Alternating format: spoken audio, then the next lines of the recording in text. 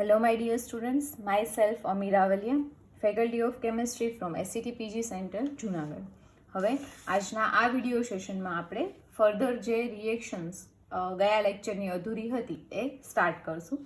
તો નેક્સ્ટ જે રિએક્શન છે એ છે હાઇડ્રોજિનેશન. હાઇડ્રોજિનેશન એટલે કે હાઇડ્રોજન મોલેક્યુલને આપણે એડ કરશું. ઓકે, તો હાઇડ્રોજિનેશન છે એ આપણે જોઈએ.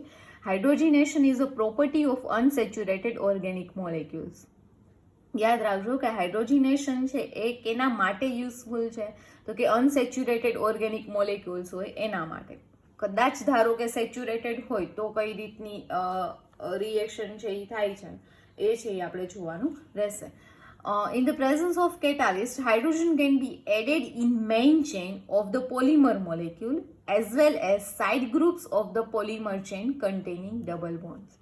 યાદ રાખો, અત્યારે આપણે હાઇડ્રોજિનેશન માત્ર અનસેચ્યુરેટેડ ઓર્ગેનિક મોલિક્યુલ્સ માટે જ જોવાનું છે. જે પોલિમર હશે એમાં બે ટાઈપ પડશે પાછા, કે સાઇડ ચેન તરીકે ડબલ બોન્ડ હોય ત્યારે કઈ રીતની રિએક્શન થાય છે, અને મેઇન જે ગ્રુપ ચેઇન છે એની સાથે જ્યારે અનસેચ્યુરેટેડ એટલે કે ડબલ બોન્ડ કે ટ્રિપલ બોન્ડ પ્રેઝન્ટ હશે ત્યારે કઈ રીતની રિએક્શન છે એ થશે. તો let S C now the first one. It is the polymer with double bond on backbone. Backbone એટલે કે મેઇન ચેનની અંદર જ્યારે ડબલ બોન્ડ પ્રેઝન્ટ હોય ત્યારે કઈ રીતની રિએક્શન થાય છે એ આપણે જોઈએ. તો એની અંદર polyisoprene can be hydrogenated to get polymer resembling on alternating copolymer of ethylene and copolypropylene. આને આપણે થોડુંક ડિટેલમાં સમજીએ. આઇસોપ્રીનનું સ્ટ્રક્ચર પહેલાં તો તમને આવડતું હોવું જોઈએ. આઈ હોપ સો કે તમને હવે આવડતું જ હશે. સ્ટીલ એક વખત જોઈ લો. CH2 C CH3 double bond CH CH2. આ છે આઇસોપ્રીનનું રિપીટિંગ યુનિટ છે એ આપણે લખ્યો છે. અહીંયા એન છે એ આવે છે, બરાબર. સપોઝ કે હું અહીંયા એન લખી નાખું છું. હવે આની રિએક્શન કોઈ બી કેટાલિસ્ટની પ્રેઝન્સમાં જ્યારે નોર્મલ ટેમ્પરેચરે કરવામાં આવે છે ત્યારે એમાં હાઇડ્રોજન મોલેક્યુલ છે એ એડ થશે. કઈ રીતે થશે? જ્યારે પણ ડબલ બોન્ડિંગ હશે ત્યારે બહુ જ સિમ્પલ વસ્તુ કે એનો પાઈ બોન્ડ બ્રેક થશે ને બે એચ છે એ એક એક કાર્બન સાથે જોડાઈ જશે. એટલે અહીંયા તમને જોવા મળશે CH2 C CH3, આની સાથે હાઇડ્રોજન, આની સાથે CH હતો ત્યાં CH2 છે એ તમને જોવા મળશે, બરાબર. તો આ ફાઇનલ આન્સર છે એ તમને મળી જશે. નાઉ આપણે વાત કરીએ નેક્સ્ટ કમ્પાઉન્ડની, કે જેમાં એઝ અ બેકબોન તરીકે જ એ રહેલો હશે. સ્ટાયરીન બ્યુટાડાઇન રબર, જેને આપણે શું કહીએ છીએ? બુના એસ, બરાબર. જેનું સ્ટ્રક્ચર છે કંઈક આ રીતનું છે. સપોઝ કે રિપીટિંગ યુનિટ તરીકે આપણે આને લખીએ છીએ.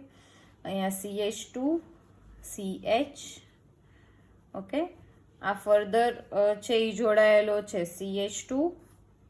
આ એક કોપોલિમર છે એટલે એમાં બે મોનોમર હશે આ ટાઈપના. CH2 CH double bond CH CH2, બરાબર. આવી રીતે આ બંને એન ટાઈમ્સ છે એ તમને જોવા મળશે. તો હવે આની અંદર શું થશે? તો કે આમાં પણ એ જ સેમ વસ્તુ, કેટાલિસ્ટની પ્રેઝન્સમાં જ્યારે રિએક્શન થશે ત્યારે વોટર મોલેક્યુલ એડ થશે, ડબલ બોન્ડ છે એ બ્રેક થતા તમને જોવા મળશે. અહીંયા તમને મળી જશે CH2 CH CH2 C. આ બે વચ્ચેનો બોન્ડ છે એ તૂટ્યો, બે જગ્યાએ એક એક હાઇડ્રોજન છે એ એડ થઈ ગયા, બરાબર. તો આવી રીતનું તમને છે એ જોવા મળશે, બરાબર. હવે આમાં જો તમને કીધું છે સ્ટાયરીન એન્ડ ઇથિલિન, તો આને તમે સ્ટાયરીન કહેશો અને આ છે ઇથિલિન જ સતત છે એ શું થતો જોવા મળે છે? તમને રિપીટ થતો છે એ જોવા મળશે. તો આવી રીતે આપણે એઝ અ અનસેચ્યુરેટેડ જે ડબલ બોન્ડ છે કેની અંદર પ્રેઝન્ટ હોય તો કે બેકબોન તરીકે પ્રેઝન્ટ હોય ત્યારની રિએક્શન છે એ આપણે જોઈ. હવે ફર્ધર રિએક્શન આપણે કઈ જોઈએ કે ધારો કે એ સાઈડ ચેઇન તરીકે પ્રેઝન્ટ છે તો ત્યારે એની અંદર છે આપણને શું થતું છે એ જોવા મળે.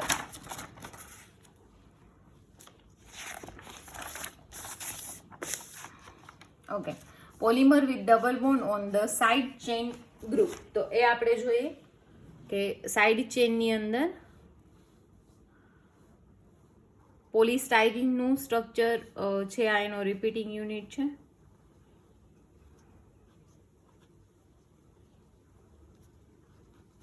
ઓકે, આવી રીતે એન ટાઈમ્સ છે એ પ્રેઝન્ટ છે, આપણે એનો રિપીટિંગ યુનિટ છે એ લીધો છે.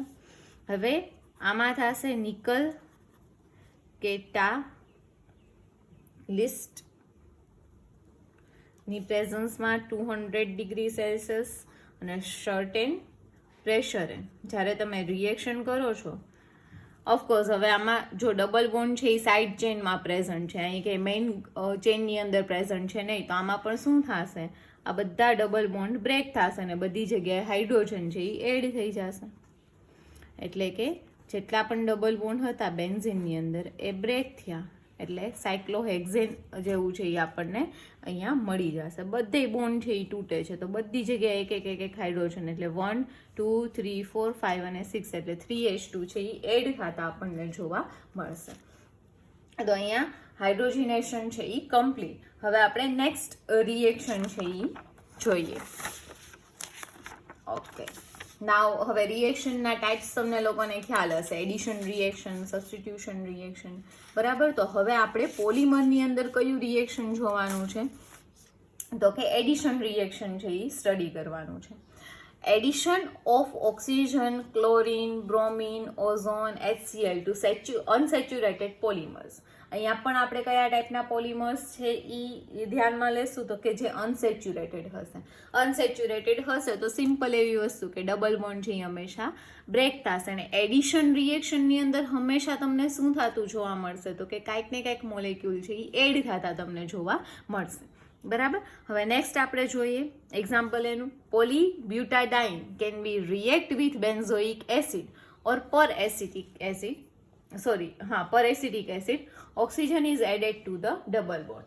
હવે માત્ર શું કરવાનું છે તો કે જ્યારે આપણે અહીંયા કયું એક્ઝામ્પલ લીધું, પોલીબ્યુટાડાઇન, તો પેલા બ્યુટાડાઇનનું સ્ટ્રક્ચર છે હું લખી નાખું. It is CH2 CH double bond CH CH2. Okay, આ પોલીબ્યુટાડાઇનનું શું થઈ ગયું તો કે સ્ટ્રક્ચર થઈ ગયું. આની રિએક્શન મારે કેની સાથે કરાવવાની છે તો કે કેની પ્રેઝન્સમાં ઇનશોર્ટ કરાવવાની છે. ધારો કે બેન્ઝોઇક એસિડ, તો બેન્ઝોઇક એસિડનું સૂત્ર છે એ શું થશે, C6H5COOH. યા પર એસિટિક એસિડ બી તમે લઈ શકો. તો ઓક્સિજન છે એ એડ થશે, એટલે આમ જોવા જાય તો આ કયા ટાઈપની રિએક્શન થઈ તો કે ઓક્સિડેશન રિએક્શન થઈ. ઓક્સિજન કઈ રીતે એડ થશે અહીંયા તો કે ડબલ બોન્ડ તૂટશે, બેયની એક વેલેન્સી ખાલી, બેયની વચ્ચે એક ઓક્સિજન છે એ શું થઈ જશે, એડ થઈ જશે. CH2 CH CH CH2 આ બંનેની સાથે સાયકલમાં કોણ જોડાઈ જશે તો કે ઓક્સિજન. તો આ પોલીબ્યુટાડાઇનની બેન્ઝોઇક એસિડ સાથેની રિએક્શન છે એ આપણે જોઈ કે જેની મદદથી છે એ આપણે કયો મોલેક્યુલ છે એ એડ કરી શકશું તો કે ઓક્સિજન છે એને આપણે એડ કરી શકશું. Next, natural rubber react with ozone to form ozonide which hydrolyse to give new molecule. આ એક વસ્તુ ઇન્ટરેસ્ટિંગ છે કે નેચરલ રબરની ઓઝોન સાથે રિએક્શન કરશું એટલે ઓઝોનનો આખો મોલેક્યુલ છે એ એમાં એડ થઈ અને ઓઝોનોઇડ છે એ બનાવશે કે જેનું ફર્ધર હાઇડ્રોલિસિસ કરતા એટલે કે વોટર સાથેની રિએક્શન કરતા તમને ન્યૂ મોલેક્યુલ્સ છે એ જોવા મળે છે. તો નેચરલ રબર એટલે કે આઇસોપ્રીનનો યુનિટ હોય છે નેચરલ રબર, એ આપણે પહેલાં લખી નાખીએ. CH2 CH3 double bond CH CH2. આ સ્ટ્રક્ચર આપણે હમણાં જ લખ્યું હતું.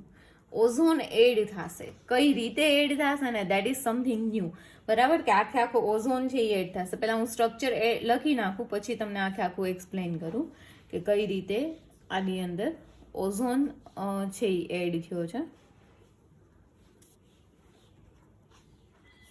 ઓકે, આવી રિએક્શન તમે 12th સ્ટાન્ડર્ડમાં ઓલરેડી ભણી ગયા છો, ઓઝોનોલિસિસ વાળી, બરાબર, કે જેમાં આ સિમ્પલ એવી કેરેક્ટરિસ્ટિક જ છે કે ડબલ બોન્ડ પ્રેઝન્ટ હોય ત્યારે ઓઝોન હંમેશા આવી જ રીતે છે એ એડ થશે. જે નીટ માટે પણ ઇમ્પોર્ટન્ટ ક્વેશ્ચન છે એ હતો.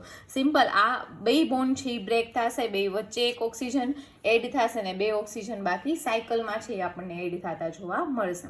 હવે ફર્ધર આ જે મોલેક્યુલ છે એનું આપણે શું કરાવવાનું છે? હાઇડ્રોલિસિસ. ઓકે, હાઇડ્રોલિસિસ કઈ રીતે થશે? ઓકે, હાઇડ્રોલિસિસ આપણે H2O છે એને એડ કરવાનું છે. કઈ રીતે આની અંદર છે એ થતો જોવા મળશે?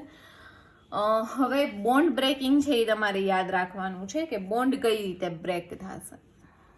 આવી રીતે આ જે બોન્ડ છે એ બ્રેક થતો જોવા મળશે. ઓક્સિજન નો કાર્બન સાથે આ બાજુ કાર્બન અને ઓક્સિજન વચ્ચે, આ બાજુ ઓક્સિજન વચ્ચેનો બોન્ડ બ્રેક થયો. તો તમે ધ્યાનથી જુઓ તો આ ઓક્સિજન છે એટલે એક ઓક્સિજન છે એ તમને પાછો અહીંયા મળે છે. એ ઓક્સિજન H2O સાથે જોડાય અને કઈ રીતે મળે છે? તમને H2O2 ના ફોર્મમાં પાછો મળી જાય છે. હવે હાઇડ્રોજન H2O છે એ તો કમ્પ્લીટલી ઓક્સિજન સાથે જોડાઈ ગયો. તો અહીંયા તમને શું મળ્યું? તો કે પહેલો પાર્ટ હું લખું છું, દેટ ઇઝ CH2C CH3. આની સાથે એક બોન્ડથી શું જોડાયેલો છે? ઓક્સિજન. આનો ઓક્સિજનનો અહીંયા બોન્ડ તૂટ્યો, આ કાર્બનનો અહીંયા બોન્ડ તૂટ્યો, બેની એક વેલેન્સી ખાલી, એટલે એ શું બનાવી લેશે? તો કે ડબલ બોન્ડ. કીટોન ગ્રુપ છે એ તમને મળશે બીજી બાજુ. અહીંયા છે એ તમને શું આપેલું છે? તો કે આને હું ઊંધેથી લખું છું, that is CH2 CH. Hydrogen already present છે. એક બોન્ડ ઓક્સિજનથી આનો ઓલરેડી છે. આનો ઓક્સિજનનો એક અહીંથી બોન્ડ તૂટ્યો એટલે વેલેન્સી ખાલી, કાર્બનની એક વેલેન્સી ખાલી, એટલે એ બંને શું કરશે? ડબલ બોન્ડ બનાવી લેશે. અહીંયા એ શું બનાવે છે? કીટોન. અહીંયા છે એ શું બનાવશે? તો કે આલ્ડીહાઇડ. આવી રીતે નવા ફંક્શનલ ગ્રુપ છે એ તમને જોવા મળશે. તો આ હતું ઓઝોનોલિસિસ, બરાબર. ફર્ધર એનું આપણે શું કર્યું હતું? તો કે હાઇડ્રોલિસિસ છે એ કર્યું હતું. હવે નેક્સ્ટ રિએક્શન છે એ આપણે જોઈએ એડિશન રિએક્શનની અંદર, કે આપણે શું કરવાનું છે? નેચરલ રબરની અંદર ક્લોરીન છે એને એડ કરવાનું છે. તો નેચરલ રબર એટલે કે શું થશે? તો કે આઇસોપ્રીન, બરાબર. તો એનો યુનિટ છે એનું સ્ટ્રક્ચર કંઈક આવી રીતનું થશે, CH2C CH3 double bond CH2. Okay, addition કેનું કરવાનું છે? ક્લોરીન. તો એઝ વી નો કે ડબલ બોન્ડ છે એ બ્રેક થશે અને બંને જગ્યાએ એક એક ક્લોરીન છે એ જોડાઈ જશે. સો CH2C CH3 અહીં ઉપર લખી નાખું. આ બે વચ્ચેનો એક બોન્ડ તૂટ્યો એટલે ત્યાં આવી જશે ક્લોરીન. CH એક બોન્ડ તૂટ્યો તો એટલે Cl CH2, બરાબર. આવી રીતે ક્લોરીન મોલેક્યુલ છે એ શું થતો તમને જોવા મળશે? તો કે એડ થતો. નાવ નેક્સ્ટ વન ઇઝ કે HCl સાથેની પ્રક્રિયા. તો એમાં પણ આપણે આજે એક્ઝામ્પલ લઈ લઈએ. CH2C CH3 CH CH2 HCl. Simple. જો ક્લોરીન હતા તો બે બાજુ Cl જોડાતા હતા. હવે આમાં શું જોડાશે? એક સાથે Cl ને એક સાથે હાઇડ્રોજન. હવે તમને માર્કોનિકોફનો રૂલ છે એ ખ્યાલ જ છે કે જ્યાં નંબર ઓફ કાર્બન પર હાઇડ્રોજન વધારે હશે એ તરફ જ H+ છે એ જોડાશે. તો અહીંયા શું આવશે? તો કે CH2C CH3 Cl CH2 CH2, બરાબર. અહીંયા માર્કોનિકોફનો રૂલ છે એ લાગુ પડશે અને હાઇડ્રોજન છે એ કઈ બાજુ જોડાશે? તો કે કાર્બન સાથે એડ થતો છે એ આપણને જોવા મળશે. તો અહીંયા એડિશન રિએક્શન છે એ આપણે કમ્પ્લીટ કરી. હવે એડિશન પછી આપણે જે રિએક્શન્સ જોવાની છે એ છે substitution reaction. Okay, substitution reaction છે એ આપણે જોઈએ. સેચ્યુરેટેડ પોલિમર, અત્યાર સુધી આપણે અનસેચ્યુરેટેડ પોલિમર્સની રિએક્શન જોઈ હતી કે અનસેચ્યુરેટેડ પોલિમર હોય એ હંમેશા એડિશન રિએક્શન આપશે. હવે વાત કરીએ આપણે જે સેચ્યુરેટેડ પોલિમર છે એમાં કયા ટાઈપની રિએક્શન થશે? તો કે જે સેચ્યુરેટેડ પોલિમર્સ છે એમાં સબસ્ટિટ્યુશન રિએક્શન છે એ આપણને થતું જોવા મળશે. Saturated polymer like polyethylene obtained chlorination and carried out by a substitution reaction.